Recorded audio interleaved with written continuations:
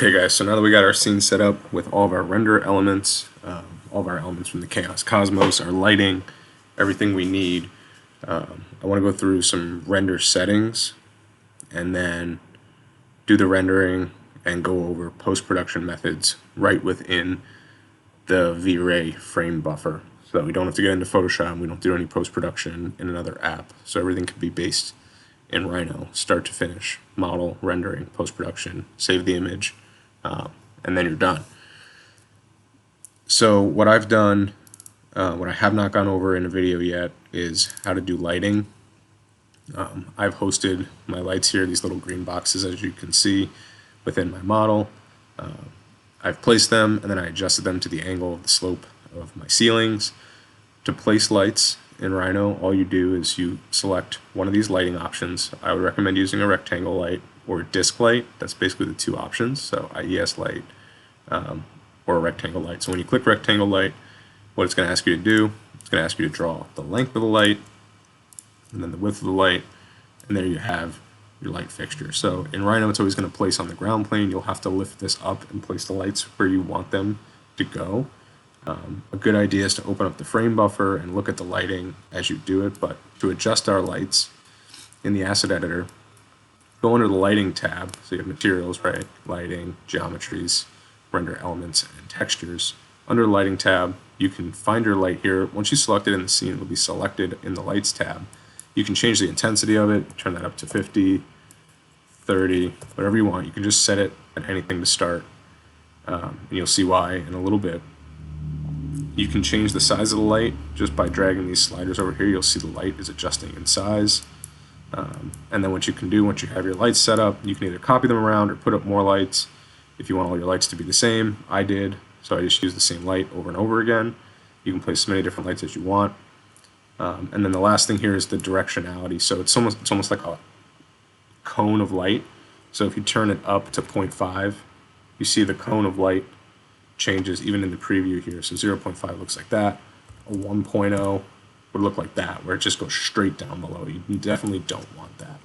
So I think somewhere in the 0.4 range is nice for cones of light. I'll just show you like 0.8 just so you can get an idea of what I'm talking about, right?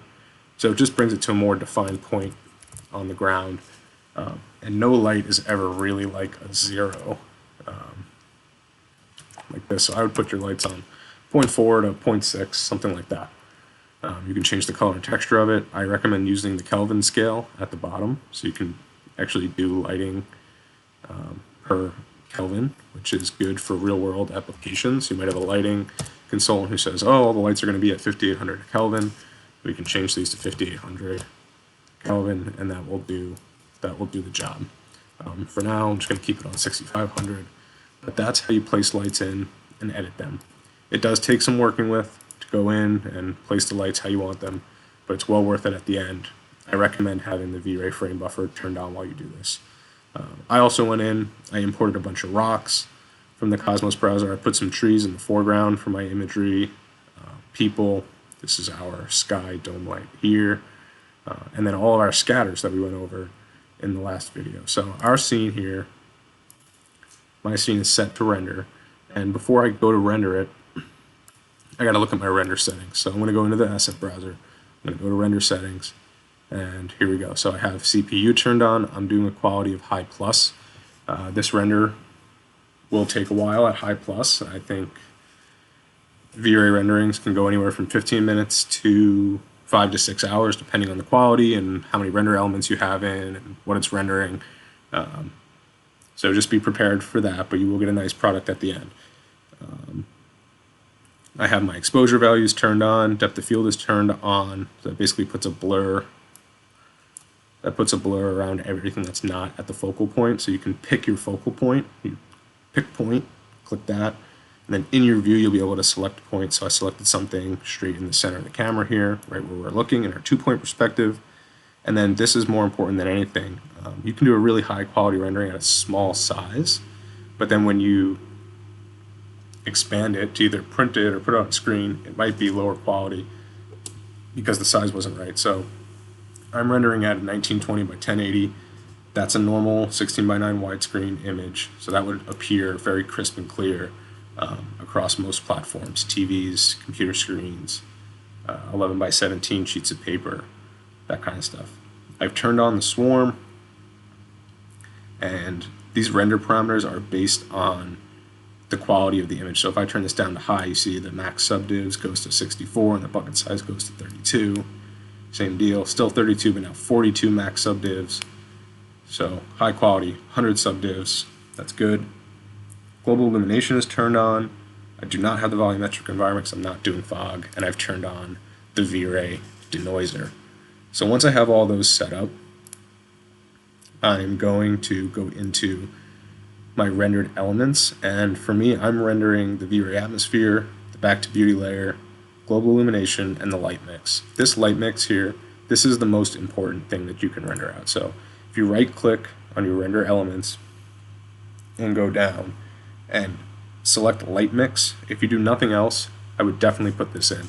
What this does is it renders every light as its own element, and when the render is finished, you'll be able to go in and adjust the intensity and the Kelvin values for all your lights. Think of it as like the lights are rendering as a live model. So even though you have a still image, the lights are live. You can change things as you want. I guess for this image, I'm not doing atmospheric fog, so I could delete this if I want to. There's no atmosphere on, so this is basically moot. I'm just going to leave it in there for now.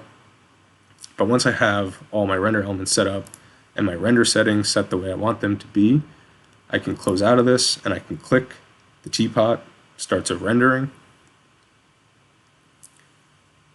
and you'll go through the render process, and then at the end you'll have your V-Ray frame buffer. It will say finished along the bottom, and you'll have your image. I think this image is looking pretty decent already, but there are some things that I want to do to clean this up and make it look a little crisper and a little better before we do a final save of our imagery. So what you'll notice is that under source we have source LightMix. So it might default to RGB as long as you've rendered out that LightMix layer. Select LightMix, and now here you go. You have all your lights in your scene here in the frame buffer, and you have all the values of them. So on this all layer, I could turn these all up to 2.0, and you see the image gets brighter. So I'm going to turn that back down to 1. But for me, the sky is a little dark. I'm going to turn my dome light up to 1.4. That will brighten the image a bit. And this is looking a little cool for my liking, a little too blue. So what I've done is here, under the rendered layers, I can go in and select basically everything here. If you want to add in, the most important things to add in are color balance, hue, saturation, white balance, exposure. And if you want to do a filmic tone map, you can do that too. So for me, I'm going to go into hue and saturation for now. I'm going to desaturate this a bit. I'm going to desaturate this down to like negative 0.3, okay, small increments. I think that looks a lot better. And now I can go back into my lighting values and I can say, okay, I'm looking for the lights in this first volume, this front volume. I want them to all be brighter. So for me, I know that they start down here, and I'm going to start brightening these up at 1.3 per value. So I'm just going to select 1.3, Control C, Control V into all these lines. And if you watch my scene as I do this, you'll see the lights starting to brighten up. Very minorly.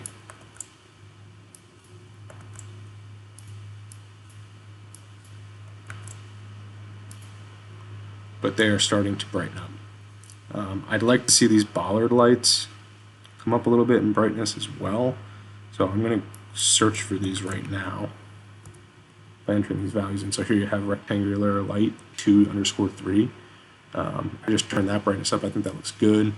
And I think the other one is this guy right here. So if I turn this to 1.0 and we watch this light, yeah, that made it dimmer. So we'll turn that up to 1.3, and that's good.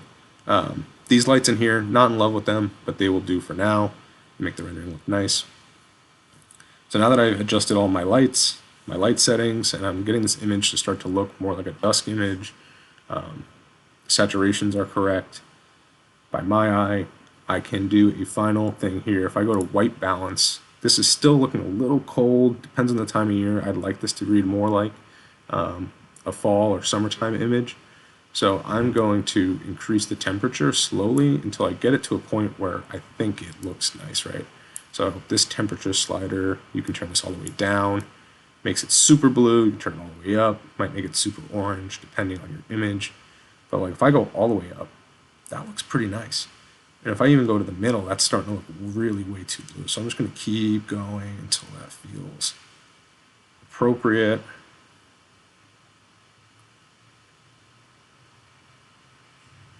I'm going to go to about here. Okay, and I think that's looking pretty nice now. The lights have a nice warmth to them. Everything feels pretty realistic by my eye here. Water's looking good, flowers, rocks, everything's looking good. Once you're happy with it, all you have to do is say File, Save Current Channel.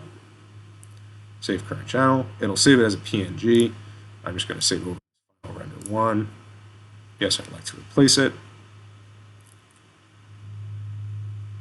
And once that's done, there you go. You have your image all set and ready to go. Okay, so that's post-production for V-Ray for Rhino using LightMix and all render elements in the V-Ray frame buffer. Thanks.